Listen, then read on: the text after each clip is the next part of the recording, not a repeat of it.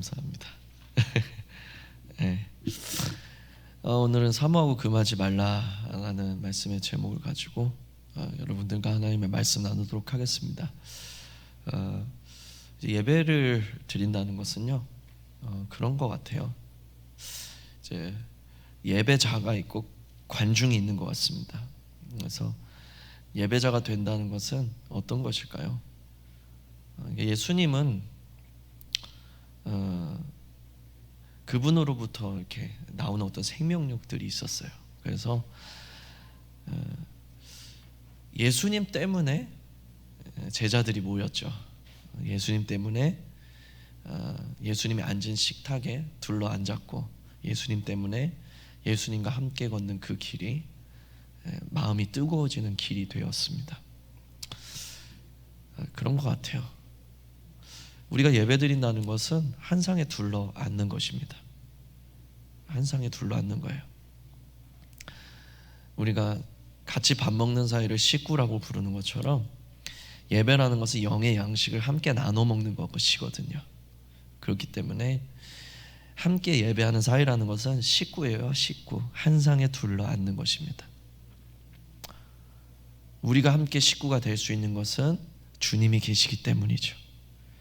주님이 식탁에 앉으셨어요.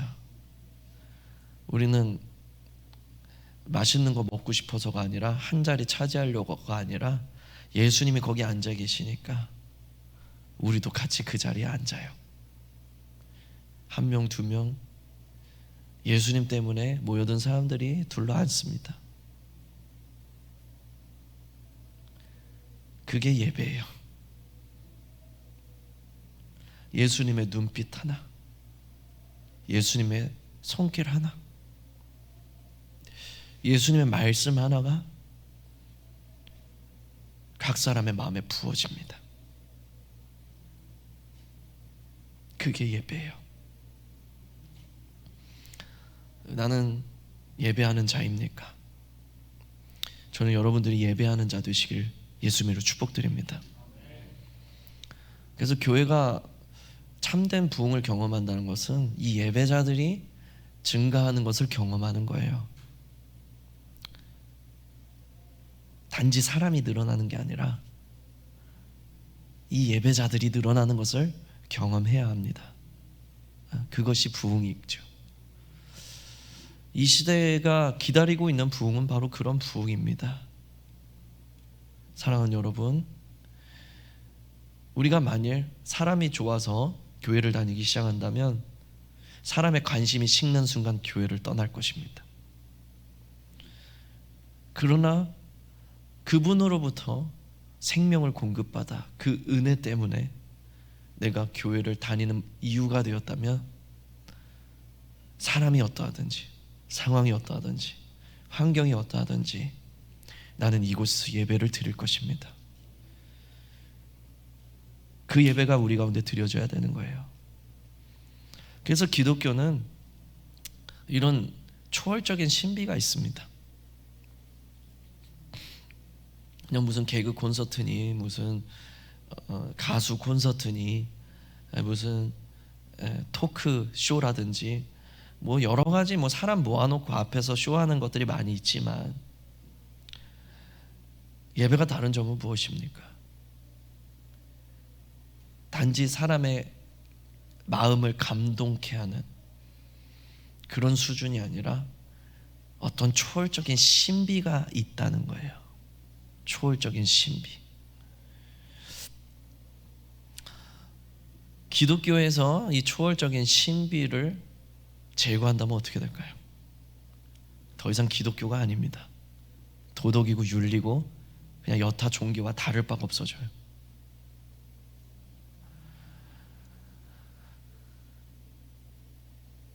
계몽주의 이후에 이성이 발달하면서 사람들은 이 하나님의 초월성을 제거하려고 부단히도 노력을 했습니다. 성경을 보고 예배를 드리고 교회로 모이는 모든 것 가운데에서 이 하나님의 초월성을 제거하려고 부단히도 애를 썼어요.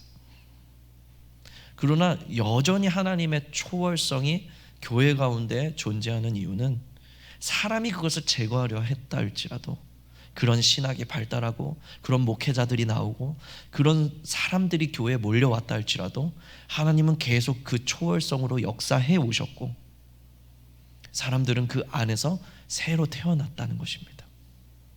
오늘 우리가 찬양 불렀던 것처럼 내가 이 자리에 서 있는 것은 하나님의 일이다.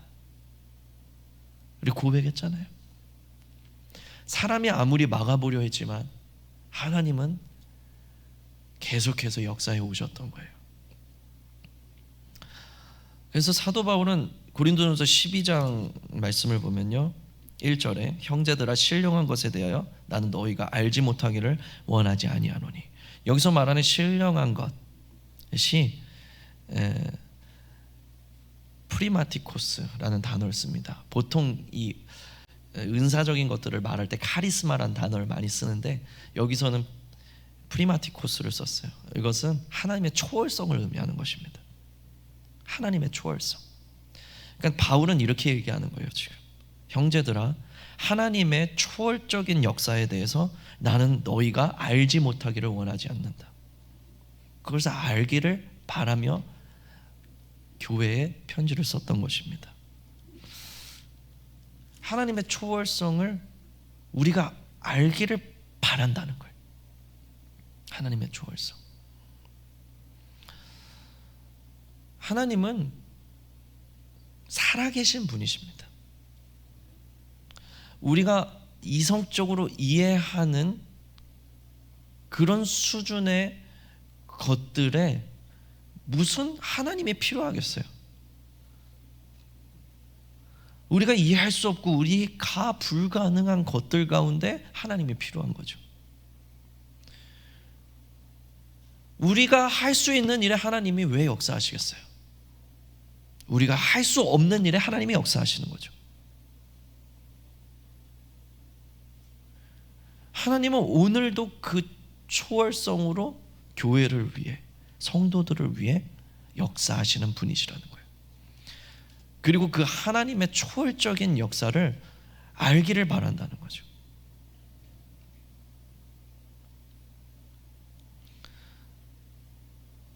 인간의 이성으로 성경을 제안하고 하나님을 제안하려고 했던 신학자들과 그리고 신학적 사조들은 성경을 인간의 이성과 합리성에 맞춰서 해석하려고 합니다.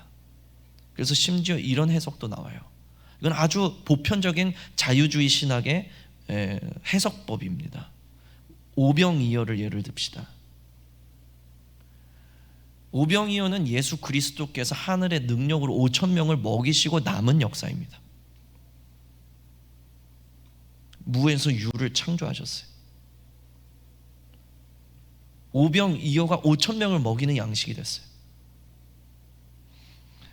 그런데 하나님의 초월성을 부정하고 이성의 수준에 맞추려는 그런 시도들은 오병이어를 무엇으로 해석하냐면 예수의 언변에 감동을 받은 자들이 숨겨놓았던 양식을 꺼내놓아서 5천 명이 나누어 먹었다, 이렇게 해석을 하는 거예요. 하나님의 초월적인 역사를 이성이 발달한 인간들은 인정하려 하지 않습니다. 하나님의 초월성이 이성이 발달한 사람들에게는 도무지 받아들여지지 않습니다. 이성이 발달한 인간은 자기의 통제를 벗어난, 자기가 통제할 수 없는 일들에 대해서 두려움을 가집니다. 그것을 원하지도 않고 바라지도 않습니다. 그것은 하나님이라고 해도 마찬가지예요. 그래서 인간은 유구한 역사 가운데에서 하나님의 초월성을 제거하려고 애를 써왔어요. 그러나 하나님은 여전히 역사하시며 하나님은 여전히 그 초월적인 능력으로 교회와 성도들에게 일해 오셨던 것입니다.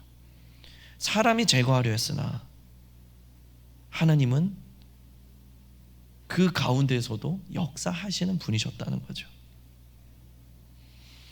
여러분, 하나님이 초월적으로 역사하시는 살아계신 능력의 주님이시라는 것을 믿으시기를 축복드립니다. 성경은 우리 이성으로 재단할 수 있는 게 아니에요. 하나님이란 분은 우리 이성으로 재단할 수 있는 분이 아니에요. 그분은 살아계신 분이에요. 이 하나님의 초월적인 역사에 두 가지 대표적인 은사가 있죠. 많은 은사들이 있지만 그것이 방언과 예언입니다. 방언과 예언으로 대표되는 하나님의 어떤 초월적인 역사들이, 바울이 말하기를 나는 이것들을 너희가 알지 못하기를 원하지 않는다. 그리고 14장 39절에서는 사모하고 금하지 말라, 이렇게 명령하고 있는 거예요. 사모하고 금하지 말라. 하나님은 아셨던 거죠. 사람이 조금만 지식이 발달하면 하나님의 초월성을 부인하려 들 것이고 멸시하려 들 것이라는 걸 아셨어요. 그래서 말씀하시는 거예요. 사모하고 금하지 말라. 하나님이 초월적인 역사를 교회와 성도들에게 베푸시는 이유는 명확합니다. 그 이유를 주님께서 말씀하시기를, 성경이 말하는 주장은 오이코모스, 세운다는 거예요. 흐물흐물하고 연약해진 곳을 튼튼하게 세운다는 거예요. 각 개인을, 그리고 교회를 튼튼하게 올려 세우기 위해서 하나님은 우리에게 초월적으로 역사하시는 분이시라는 거예요. 그러니까 사모하고 금하지 말라는 거예요. 교회는 태생부터 성령의 능력으로 발생한 기관입니다. 세상 모든 기관들은 사람이 만들었어요. 교회는 오순절 다락방에 임하신 성령의 임재로 태동한 것입니다. 애초의 태생 자체가 하나님의 능력을 빼고는 존재할 수가 없는 거예요. 그래서 사도행전 말씀을 보면, 사도행전 4장 말씀을 보면요, 제가 읽어드릴게요. 하나님의 권능과 뜻대로 이루려고 예정하신 그것을 행하려고 이성에 모였나이다. 주여 이제도 그들의 위협함을 굽어보시옵고 또 종들로 하여금 담대히 하나님의 말씀을 전하게 하여 주시오며 손을 내밀어 병을 낫게 하시고 표적과 기사가 거룩한 종 예수의 이름으로 이루어지게 하옵소서 하더라. 100일 다음에 모인 곳이 진동하더니 무리가 다 성령이 충만하여 담대히 하나님 말씀을 전하니라. 사도들과 초대교회는 오히려 사모했고 추구했습니다. 하나님께 구했습니다. 바울은 말하기를 나는 복음을 말로 전한 것이 아니라 능력으로 전했다고 고백했습니다. 무슨 말이냐면 하나님이 교회를 성립하고 세우시고 성장시켜 나가는 과정 가운데 필수적인 것이 무엇이었냐면 바로 사람의 언변도 아니요, 사람의 노력도 아니요, 사람이 가진 돈도 아니요, 오직 성령의 능력이었던 것입니다. 그것이 교회를 탄생시켰고 그것이 교회를 부흥케 하였으며 그것이 교회로 하여금 모든 환난과 핍박을 뚫고 나가 담대히 복음을 전하게 만드는 능력이 되었던 것입니다.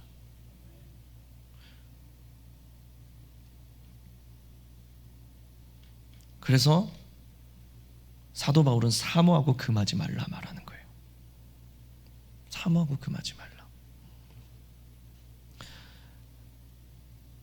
방언은 알 수 없는 말로 하나님과 비밀을 나누는 것입니다. 그래서 방언은 사람이 못 알아듣는 게 당연한 거예요.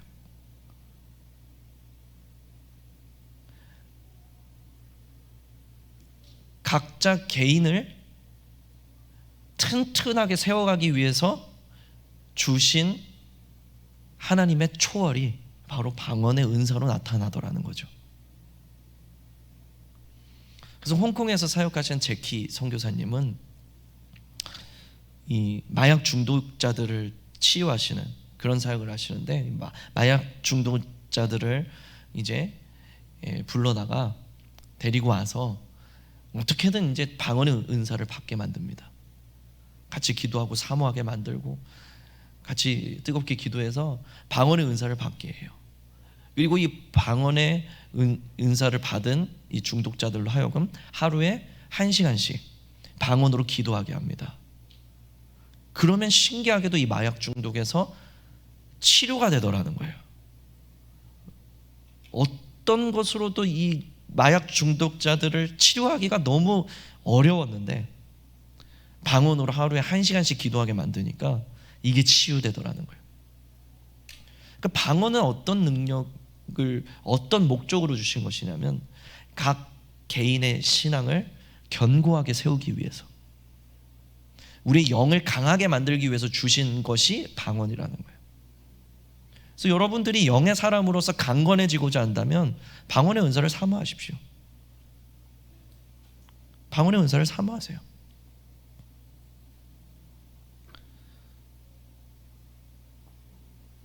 경험을 해버려야 돼요. 저는 이 하나님의 초월성을 경험한 사람 치고 은사 중단론자로 가는 경우를 못 봤어요. 자기가 경험했는데 그걸 어떻게 부인하겠어요? 적어도 경험하지 못했다 할지라도 사모하는 게 정상적인 반응입니다. 그게 겸손한 거예요. 제가 좋아하는 목회자 중 한 명이 존 파이퍼 목사님인데, 존 파이퍼 목사님이 이런 고백을 했어요. 나는 방언할 줄 모르는데 방언을 사모한다고. 이게 겸손한 거예요. 이게 정상적인 것입니다.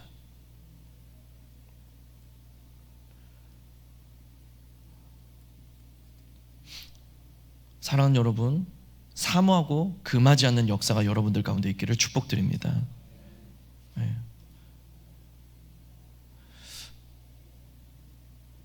네.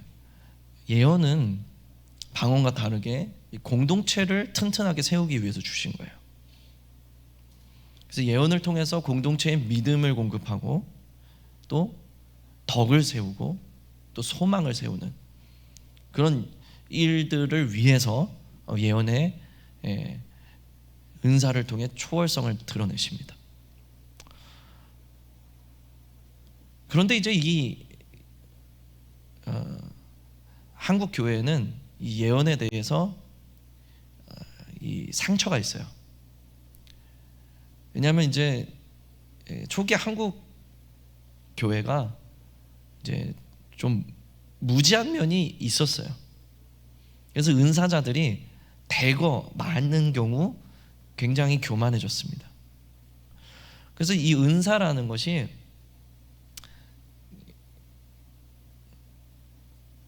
이 성경의 원리 가운데에서 겸손하게 쓰임이 되어져야 되는 것인데, 은사를 받은 사람들이 교만해지면서 많은 문제를 야기했어요. 그래서 예언이다 하면은 일단 가진 마귀가 핥히고 지나간 그 깊은 상처들이 있습니다. 그래서 지금도 예언이다 그러면 사람들이 색안경을 끼고 봐요. 이상한 것으로 생각을 합니다. 근데 본래 하나님이 주신 예언의 목적은 교회와 공동체에 믿음을 공급하고 소망을 공급하고 생명을 공급하는 그런 용도로다가 하나님께서 주신 거거든요. 그래서 은사자가 특별한 게 아니에요. 그냥 그런 용도로 쓰임을 받는 거죠. 근데 은사자들이 이 은사를 받고 나서 교만해지니까 여러 가지 문제들을 일으켰던 거예요. 그럼에도 불구하고 하나님은 여전히 예언으로 역사를 하십니다. 사람의 연약함과 별개로 하나님은 교회를 세우기 위해서 지금도 일하시는 분이시니까. 그래서 이 예언의 은사가 성경적인 원리 안에서 겸손하게 쓰여지면 굉장히 힘이 있습니다. 교회를 세우고 교회의 덕을 세우고 믿음을 공급하고 소망이 공급되고 생명이 공급되는 역사가 있어요. 저도 몇 번이나 건짐을 받았습니다.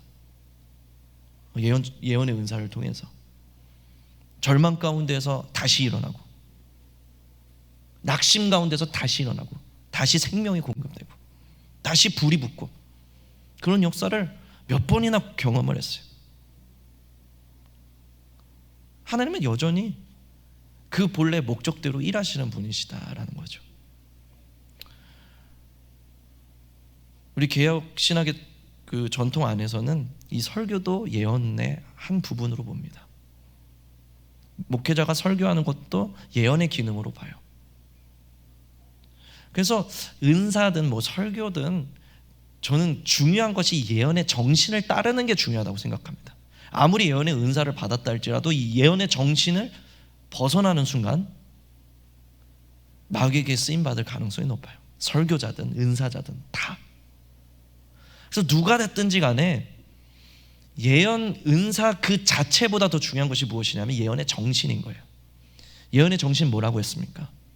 믿음과 소망과 덕을 세우는 그런 목적을 갖는 거예요. 그래서 아무리 예언의 정확도가 높다 할지라도 사람을 낙심시키고 두렵게 만들고 교회를 쪼갠다면 그 예언은 가짜예요. 그것은 가짜 예언입니다. 진짜 예언은 예언의 정신 가운데 있는 거예요. 믿음을 공급하고 생명을 공급하고 덕을 세우는 것입니다. 그래서 예언의 은사를 받은 사람이나 이 앞에 있는 설교자나 그리고 여러분 각자 모두가 다 예언적인 사람들이 되어야 되는 거예요. 예언적인 주차 봉사자, 예언적인 식당 봉사자, 예언적인 찬양 인도자, 예언적인 설교자. 이 사람들이 교회에 믿음을 공급하고 소망을 공급하고 생명을 공급한다는 거예요. 이 예언의 정신이 저와 여러분들의 삶 가운데 그리고 우리 공동체 가운데 부어지게 되기를 예수님의 이름으로 축복드립니다. 네. 그래서 하나님이 초월적으로 역사하시는 것은 이 예언의 정신과 크게 다르지 않습니다. 하나님은 교회를 세우고 또 성도들 개개인을 믿음 위에 세우기 위해서 이 초월적인 역사를 오늘도 사용하고 계신 거죠.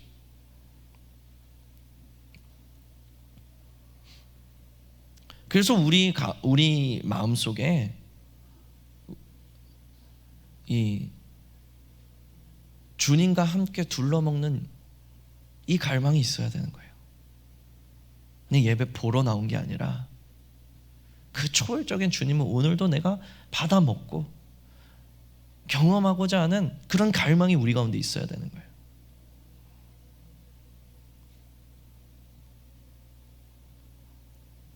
그런 초월적인 능력이 구현되는 곳이 바로 이 예배 자리가 되어야 되는 거예요. 우리가 기도할 때, 우리가 찬양할 때, 우리가 이 자리에서 말씀이 선포될 때 바로 그런 초월적인 하나님의 능력과 생명과 믿음과 소망과 이런 것들이 우리 각자에게 그리고 우리 공동체에 마치 수혈하려고 피를 꽂은 것처럼 공급이 되어야 된다는 거예요.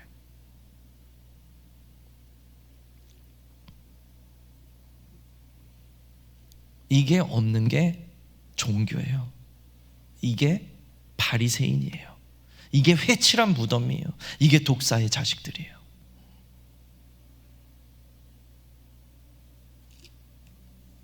주의해야 됩니다. 그냥 오늘 예배 은혜 받았어. 오늘은 별로였네. 이게 아니라고요. 오늘 드리는 예배에 우리는 생명을 걸어야 되는 거예요.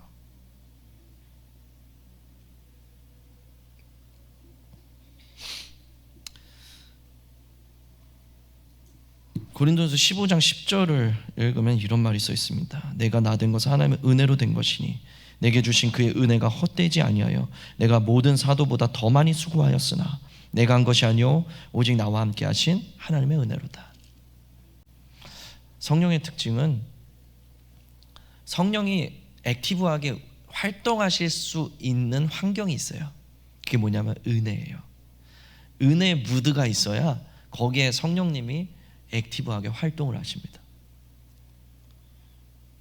이 은혜의 무드가 굉장히 중요해요. 그래서 영의 사람은 이 은혜 안에서 사는 거죠. 그래서 은혜로 일하고 은혜로 살고 심지어 은혜로 징계받고 은혜로 혼나고 삶의 모든 시간들이 이 복합적인 사랑과 은혜로 느껴지더라는 거예요. 그런 이해와 그런 토양 가운데 성령님이 액티브하게 역사하시는 거예요. 근데 애를 써도 성령님이 역사하시지 않는 곳은 어떤 곳이냐면,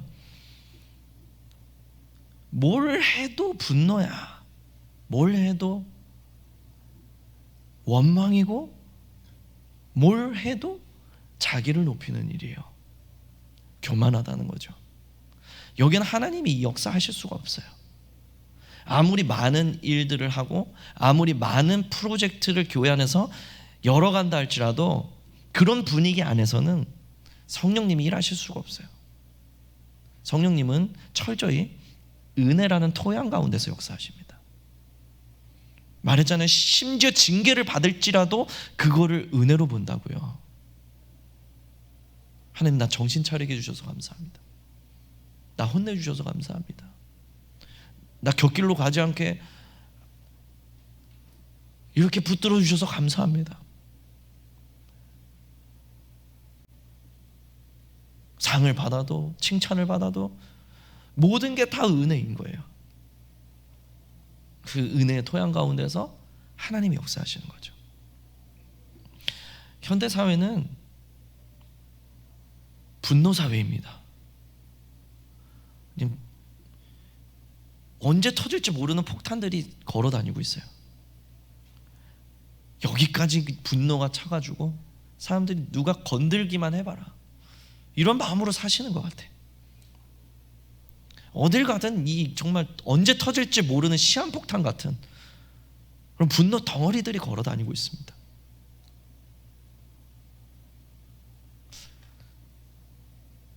왜냐하면 사람들이 은혜를 잊어버렸기 때문이에요. 은혜는 우리로 겸손하게 합니다. 은혜는 우리로 감사하게 합니다. 살 수 없는 놈이 살았으니, 죽을 수밖에 없는 인간이 건짐을 받았으니 겸손할 수밖에 없고 감사할 수밖에 없어요. 그 은혜의 물줄기 가운데에서 하나님이 초월적으로 역사하시는 거예요. 하나님 활동하기 좋은 곳이에요. 그래서 에스겔 선지자는 마른 뼈를 보았잖아요. 소망이 없어요. 정치를 봐도 사회를 봐도 교회들을 봐도 소망이 없어 보입니다. 사방을 살펴봐도 다 육적인 크리스천들밖에 없고, 참으로 정말 생명이신 주님을 사모하며 사는 그 진정한 신부들이 얼마 보이질 않아요. 엘리야가 왜 우울증에 걸렸는지 알 것 같더라고요. 자기 혼자 남아있는 것 같았거든요.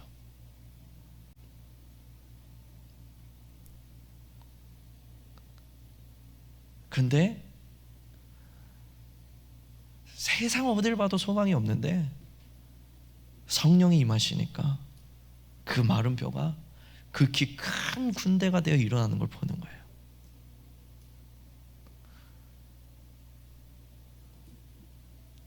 정치, 경제, 사회, 교회 모두가 다 엉망이라 할지라도 여러분, 은혜가 있는 곳에 성령님이 역사하시고 성령이 일하시면 마른 뼈라도 일어날 수 있습니다.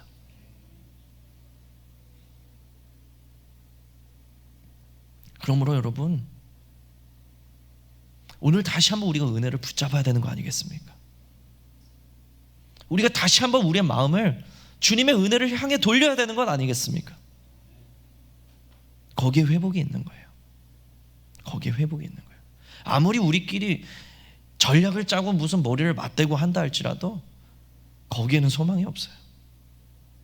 마른 뼈가 일어나는 것은 오직 성령의 능력인 줄 믿습니다. 전도서 3장 11절을 보면 하나님이 사람에게 영원을 사모하는 마음을 주셨다 그래요. 영원을 사모하는 마음. 그러니까 태초의 인간이 하나님이 완벽하게 지으셔서 영이 충만한 상태에 있는 인간이 무엇을 사모하며 살았냐면, 그 에덴이라는 낙원에서 살면서도 무엇을 사모하며 살았냐면 영원을 사모하며 살았다는 거예요.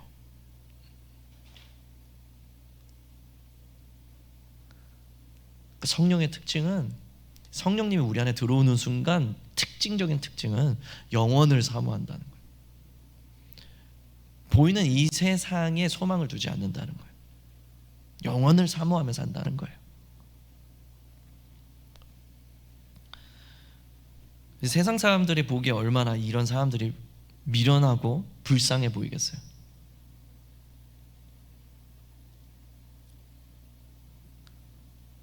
근데 영의 사람들은 그럼에도 불구하고 영원을 사모하며 사는 거예요. 히브리서 11장 35절 말씀에 보면 더 좋은 부활을 얻고자 사람들이 기꺼이 고문을 당했대요. 무슨 말입니까? 부활, 그 영원한 생명, 이 세상의 것보다 더 좋은 영원한 것을 위해서 기꺼이 고문이라도 당했다는 거예요.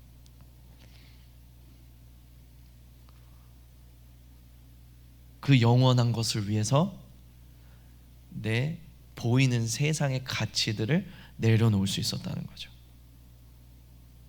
비교를 할 수 없었다는 거예요. 오늘날 기독교의 절망은 무엇입니까?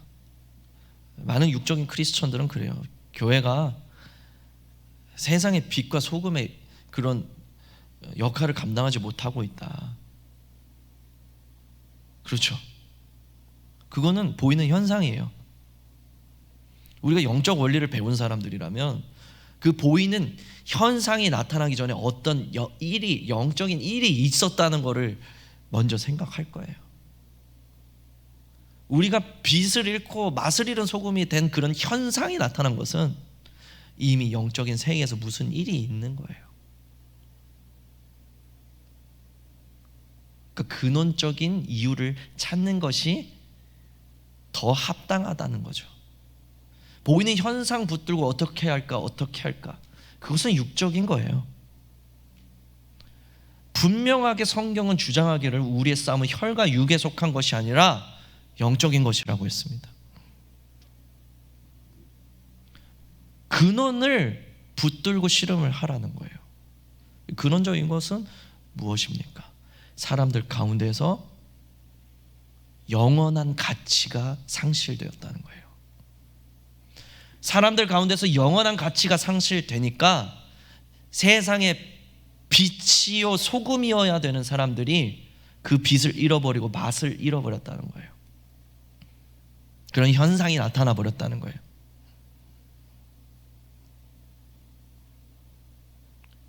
요한복음 5장 29절에 보면 생명의 부활과 심판의 부활, 그것을 말하고 있습니다. 즉 다시 말해서 천국과 지옥. 영은 결코 소멸되지 않습니다. 영원히 존재하는 거예요. 그래서 저와 여러분들은 생명으로 부활하거나 심판으로 부활합니다. 즉 천국과 지옥에서 영원히 살 것이라는 거예요. 이 짧은 생애 뒤에는 천국과 지옥에서의 영원한 삶이 기다리고 있다는 거예요.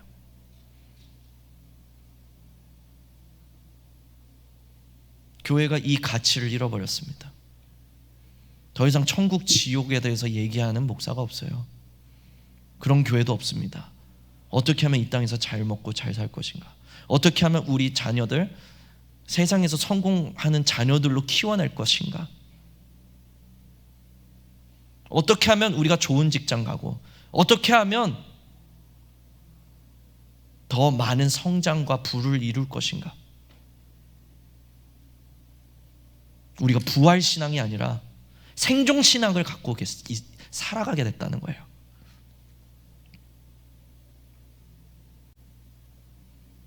무서운 일 아닙니까?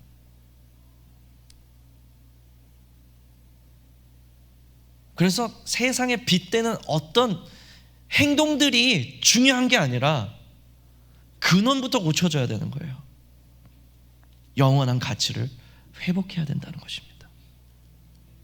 이 짧은 생애 뒤에 영원한 죽음과 영원한 생명이 기다리고 있다는 것을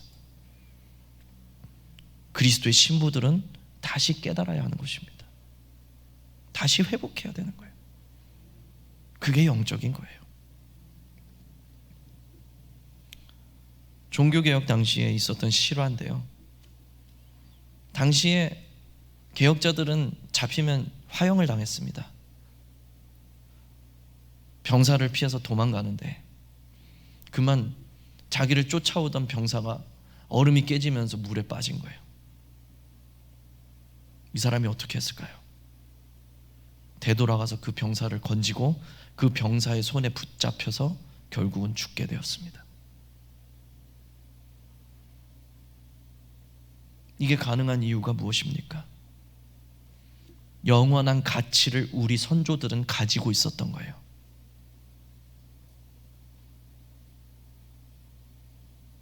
영원한 가치를 우리 선조들은 가지고 있었다고요. 그것도 선명하게. 오늘날 그들의 후예라고 불리는 우리는 지독하게 세속화되었습니다.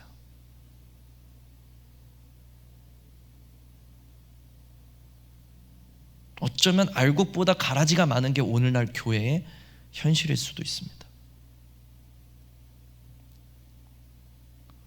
오늘날 기독교의 진짜 문제는 더 옳은 일을 못해서가 아니라 영원한 가치를 잃었다는 데 있는 것입니다.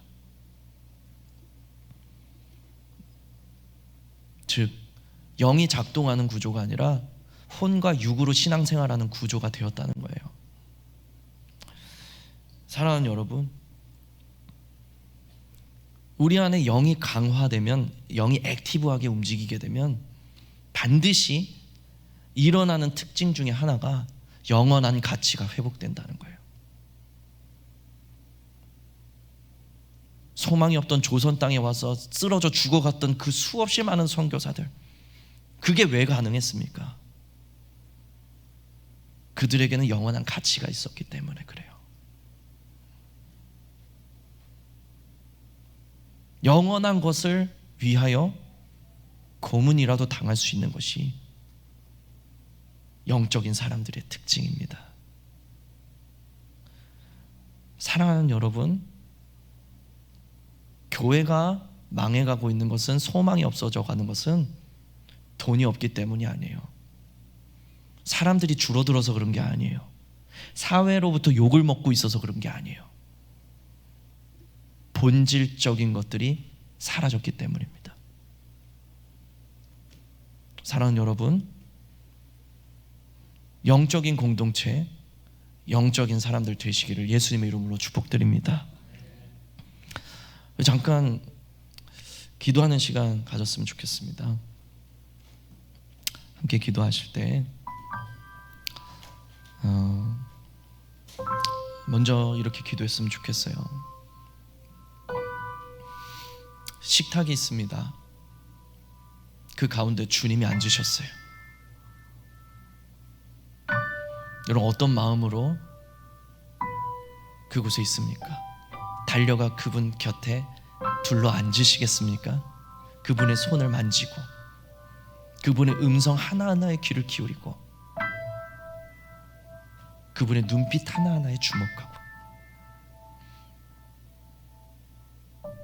아니면 저 바리새인들처럼 빙 둘러서서 의심의 눈초리로 바라보고 있겠습니까? 그냥 바라보고만 있는 거예요. 여러분, 이 시간 함께 기도합시다.